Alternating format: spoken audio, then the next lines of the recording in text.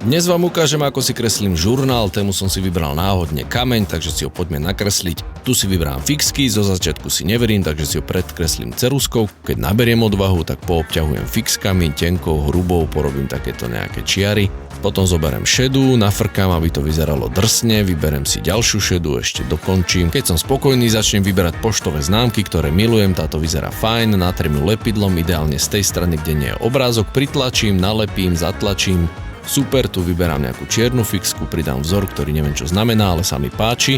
Sem na túto hranu zvyknem písať nejakú myšlienku alebo citát, ktorý nejakým spôsobom súvisí s témou, ktorú zrovna kreslím. Takže kameň, a toto som zrovna povedal vtedy, keď moje deti sa začali tešiť z toho, že na kope kamenia našli kamienok. Takže len dieťa sa dokáže tešiť z kamienka na štrkovisku. Not Rolling Stones, pretože to nie sú valiace sa kamene, ale len tak na sebe postávajúce. Toto je označenie farieb, ktoré som použil pri kreslení obrázka. Ešte ďalšiu známku nalepím, známky sú super. Ešte pridám dnešný dátum, ten spravím týmito nádhernými pečiatkami, ako vidíte, postupujem úplne chaoticky, spodok, vrch, správa, zľava, to je úplne jedno, ako mi to v danej chvíli zrovna napadne.